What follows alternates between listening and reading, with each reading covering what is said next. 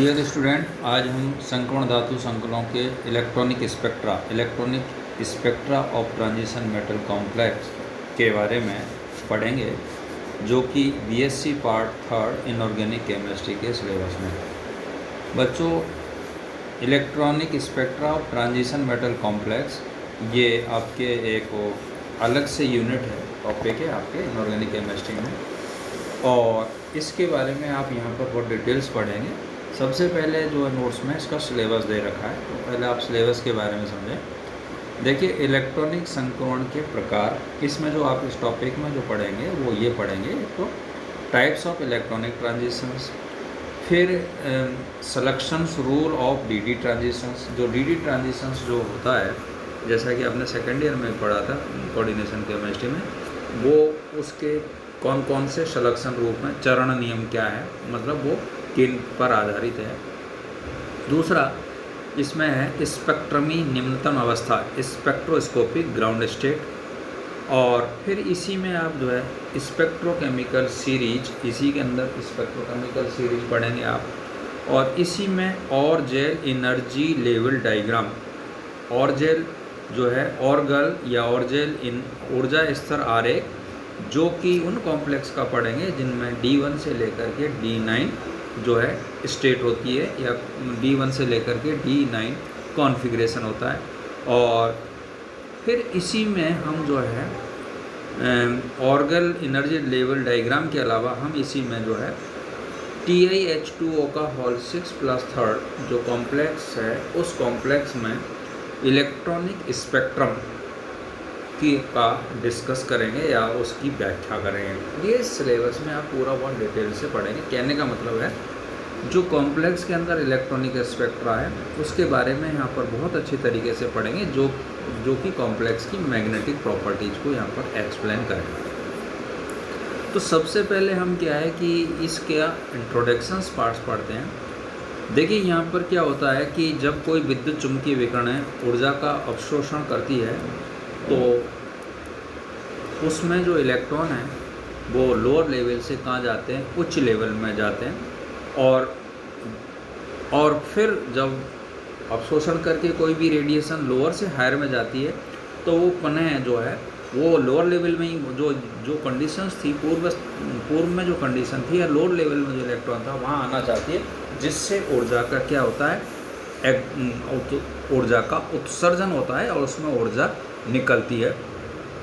और यह विकिरण ऊर्जा क्वांटम के रूप में अवशोषित या उत्सर्जित होती है। देखिए, यहाँ पर दो ऊर्जा है। एक तो जब इलेक्ट्रॉन है लोअर लेवल से हायर लेवल में जाएगा तो वो ऊर्जा का अवशोषण करेगा, और जब इलेक्ट्रॉन पुनः हायर लेवल से लोअर लेवल में आएगा तो ऊर्जा का जो है उत्सर्जन करेगा। तो और ये दोनों ही, चाहे अवशोषण हो चाहे उत्सर्जन हो, दोनों में ही जो ऊर्जा है वो क्वांटम के रूप में निकलती है। इस प्रकार विकिरण ऊर्जा के अवशोषण और उत्सर्जन के परिणाम स्वरूप, मतलब ऊर्जा जो है अवशोषित होती है या उत्सर्जित होती है, उसके परिणाम स्वरूप हमें क्या प्राप्त होता है, इलेक्ट्रॉनिक स्पेक्ट्रा प्राप्त होता है। तो इसको यहाँ हमें एब्जॉर्प्शन स्पेक्ट्रा या इलेक्ट्रॉनिक स्पेक्ट्रा प्राप्त होता है, और वो इलेक्ट्रॉनिक स्पेक्ट्रा ही संकरण धातु में कलर प्रॉपर्टी के लिए जिम्मेदार होता है, या उसकी वजह से कलर प्रॉपर्टी यहाँ पर आती है, और उसी को हम जो है इसी को हम यहाँ पर इलेक्ट्रॉनिक स्पेक्ट्रा को हम इस टॉपिक में डिटेल से पढ़ेंगे। अब देखिए, मैक्स प्लांक के नियमानुसार संक्रमण की ऊर्जा, मान ली इसने डेली का अवशोषण आवृत्ति होती है, म्यू मानिए इसने, में सीधा संबंध है, मतलब ऊर्जा और फ्रीक्वेंसी के अंदर, आवृत्ति के अंदर, तो daily is directly proportional to mu. तो ये जो मतलब अगर अवशोषण की ऊर्जा बढ़ेगी तो उसकी फ्रीक्वेंसी भी बढ़ेगी, और यहाँ पर जो है डेली एक स्थिरांक लगाया h, डेली समानुपाती जो है h/म्यू। तो अब क्या होता है यहाँ पर, देखिए म्यू जो होती है फ्रीक्वेंसी है, h यहाँ पर प्लेन कांस्टेंट है, तो म्यू बराबर, आप पूर्व कक्षा में पढ़े हैं, म्यू बराबर होता है c/λ, म्यू बराबर। तो जो ये समीकरण है, इस समीकरण में म्यू की जगह अगर हम c/λ रख देंगे यहाँ पर, तो डेली बराबर h, और यहाँ पर hc/λ, ठीक है। और यहाँ पर 1/λ जो होता है वो म्यू डैश के बराबर होता है। तो यहाँ पर इस समीकरण में अगर हम 1/λ की जगह हम म्यू डैश रख देंगे तो हमारी जो समीकरण आएगी वो डेल ई बराबर एच म्यू डैश सी। और ये डेल ई जो है, डेल ई का मतलब होता है चेंज ऑफ एनर्जी। तो यहाँ पर हमने दो माना, एक E1 मान लिया और एक E2 मान लिया। E1 जो है लोअर एनर्जी लेवल स्टेट है, निम्न अवस्था की ऊर्जा है, और E2 जो है हायर एनर्जी की स्टेट की एनर्जी है, मतलब उत्तेजित अवस्था की ऊर्जा है। तो यहाँ पर जो डेल ई की जगह हम E2 माइनस E1 रख सकते हैं, समझे। और H यहाँ पर प्लैंक कांस्टेंट है, कांस्टेंट मतलब उसकी वैल्यू फिक्स है यहाँ पर, और उसकी जो वैल्यू है 6.624 × 10⁻⁻24 अर्ग है। और म्यू यहाँ पर विकिरण की क्या है, आवृत्ति है, फ्रीक्वेंसी है। और c यहाँ पर जो है प्रकाश का वेग है, जिसका मान होता है 3 × 10⁸ मीटर पर सेकेंड। और म्यू डैश जो हमने माना है वो वेव नंबर या तरंग संख्या है। तो देखिए इसमें क्या है कि यहाँ पर जो है एक चित्र बनाया आणविक ऊर्जा स्तरों में के बीच इलेक्ट्रॉनिक संक्रमण। तो देखिए यहाँ पर चित्र देखिए, आप नोट्स में देखिए, E1 निम्नतम अवस्था, E2 उच्च ऊर्जा अवस्था, और उससे उत्सर्जित विकिरणों की ऊर्जा। एक तो E1 से E2 गया तो अवशोषित विकिरण की ऊर्जा प्लस hν, और E2 से अगर E1 में आया है, E2 से इलेक्ट्रॉन अगेन कहाँ पर आया, E1 में आया है, तो उत्सर्जित विकिरण की ऊर्जा। तो इस प्रकार से हम ये जो चित्र है, इस चित्र की सहायता से हमारे पास में दो समीकरण यहाँ पर आ सकती है। E1 बराबर हो गया E1 प्लस hν बराबर E2, ठीक।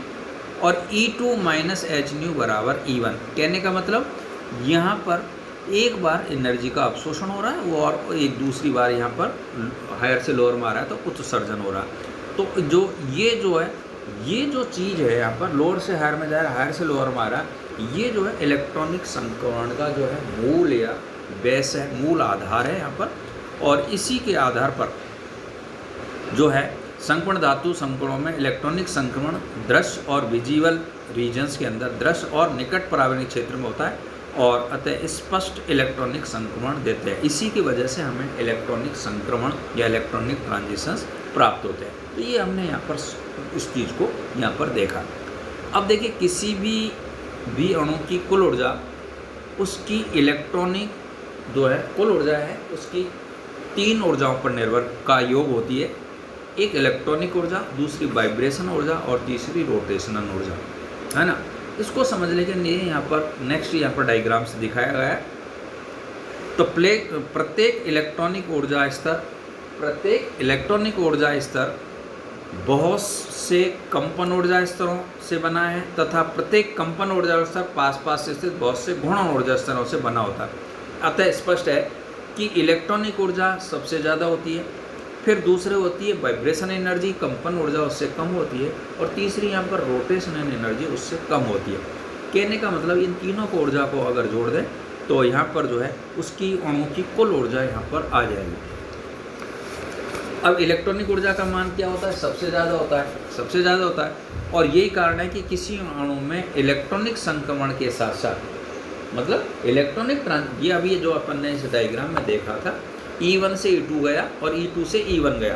तो आप इसको समझिए कि जब इलेक्ट्रॉन E1 से E2 में जाता है या E2 से आगे बैक जो है E1 में आता है, तो ये कौन सा है, इलेक्ट्रॉनिक ट्रांजिशन।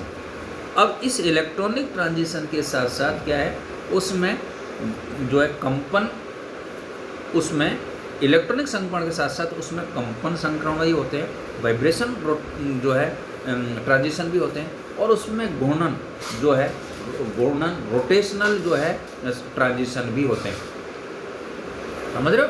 तो यहाँ पर जो हमने ये देखा था, इलेक्ट्रॉनिक ट्रांजिशन देखा था, इलेक्ट्रॉनिक ट्रांजिशन में इलेक्ट्रॉन लोअर से हायर में गया था, ठीक है, और हायर फिर बैक कहाँ है, हायर से किस में आया था, लोअर में। तो ये इलेक्ट्रॉनिक ट्रांजिशन के साथ साथ उसमें रोटेशनल ट्रांजिशन भी होता है और वाइब्रेशनल ट्रांजिशन भी होता है, लेकिन सबसे ज़्यादा जो है वैल्यू किसकी है, इलेक्ट्रॉनिक ट्रांजिशन से इलेक्ट्रॉनिक एनर्जी की है, जो कि अब दिखाया गया है।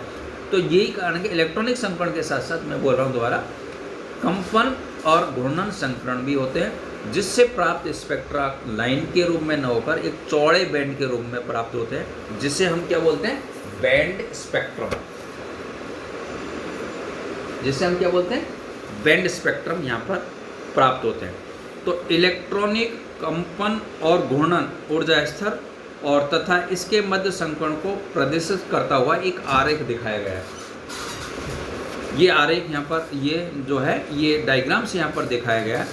तो इस डायग्राम के अंदर देखिए, इस डायग्राम के अंदर यहाँ पर निम्नतम इलेक्ट्रॉनिक अवस्था N1 मानिए, उत्तेजित इलेक्ट्रॉनिक अवस्था N2 मानिए और ये नीचे शून्य बिंदु ऊर्जा मानिए। तो देखिए यहाँ पर क्या होगा, तो ये इसमें दो यहाँ पर ऊर्जा, बढ़ती हुई ऊर्जा है। डायग्राम देखिए आप, इलेक्ट्रॉनिक कंपन घूर्णन ऊर्जा स्तर के मध्य संक्रमण को प्रदर्शित करता हुआ एक ऊर्जा आरेख है, समझ रहे हो।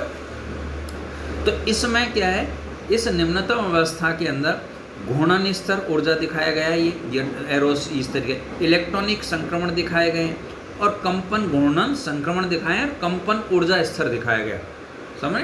तो यह इस डायग्राम को आप में, इस डायग्राम से आपके यहाँ समझ रहे हैं, कहने का तात्पर्य यहाँ पर है कि ये जो N1 से N2 जो इलेक्ट्रॉन जा रहा था, N1 लेवल से इलेक्ट्रॉन कहाँ पर जा रहा था, N2 में जा रहा था, जिसको आप हम क्या मान रहे थे यहाँ पर, केवल इलेक्ट्रॉनिक ट्रांजिशन मान रहे थे।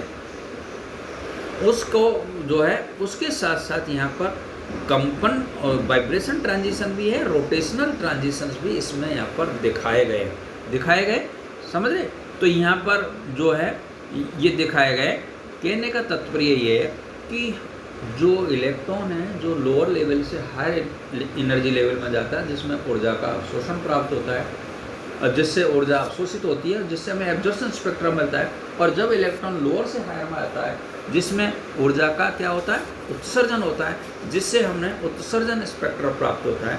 उसके साथ साथ उसमें घूर्णन स्पेक्ट्रम भी होता है और जो है कंपन स्पेक्ट्रम भी होता है। और इसी प्रकार से जिस तरीके से कंपन ऊर्जा, जिस तरीके से ऊर्जा जो है, मतलब इन स्पेक्ट्रमों के साथ साथ जो है ये स्पेक्ट्रम भी हमें यहाँ पर, मतलब ये स्पेक्ट्रम भी उस इलेक्ट्रॉन में होते रहते हैं, जिससे हमें स्पेक्ट्रम जो है एक चौड़ी छोटी छोटी लाइन के रूप में या बैंड के रूप में प्राप्त होता है, जिससे हम बैंड स्पेक्ट्रम यहाँ पर कहते हैं या पढ़ते हैं। या कहने का मतलब, जब भी हम किसी भी कंपाउंड्स का या किसी भी मेटल्स का स्पेक्ट्रा प्राप्त करते हैं, तो वो बैंड स्पेक्ट्रा जो आता है, उस बैंड स्पेक्ट्रा का मतलब है उसमें तीनों ही ट्रांजिशन हो रहे हैं, इलेक्ट्रॉनिक ट्रांजिशन, रोटेशनल ट्रांजिशन और वाइब्रेशनल ट्रांजिशन। और ये जो और जिसमें हम कंसंट्रेशन किसका, इसमें सबसे ज़्यादा ऊर्जा किसकी होती है, इलेक्ट्रॉनिक ट्रांजिशन के लिए सबसे ज़्यादा ऊर्जा चाहिए। और जो वाइब्रेशन ट्रांजिशन है उसके लिए कम ऊर्जा चाहिए। और सबसे कम किसके लिए चाहिए, रोटेशनल ट्रांजिशन के लिए यहाँ पर ऊर्जा चाहिए। कहने का मतलब है इलेक्ट्रॉनिक ट्रांजिशन के साथ साथ ये चीज़ें भी, रोटेशनल ट्रांजिशन और वाइब्रेशन ट्रांजिशन भी होते रहते हैं। और इसको हमने यहाँ पर ये चित्र है आरेख से आपको समझाया है। कहने का जो है आरेख से आपने समझा है, इसमें ये डायग्राम्स दे रखा है। और इस प्रकार से हम इलेक्ट्रॉनिक ट्रांजिशंस या इलेक्ट्रॉनिक स्पेक्ट्रा को हम इस चैप्टर में समझेंगे, जो कि एक इसका इंट्रोडक्शन पार्ट है। इसी क्रम में हम जो है, इसी क्रम में नेक्स्ट लेक्चर में जो है हम यहाँ पर जो लेंगे वो लेंगे इलेक्ट्रॉनों, ये जो इलेक्ट्रॉनिक ट्रांजिशन है जिस पर हम कंसंट्रेट करेंगे, जिसमें इलेक्ट्रॉन लोअर लेवल से हायर लेवल में जाता है, उस इलेक्ट्रॉनिक ट्रांजिशंस के प्रकार, टाइप्स ऑफ इलेक्ट्रॉनिक ट्रांजिशंस, जो कि हम नेक्स्ट लेक्चर में यहाँ पर लेंगे। Thank you. Doctor HS Goswami, government college Kota. आपको ये समझ में आया होगा, ये इसकी प्रिपरेशन। Thank you.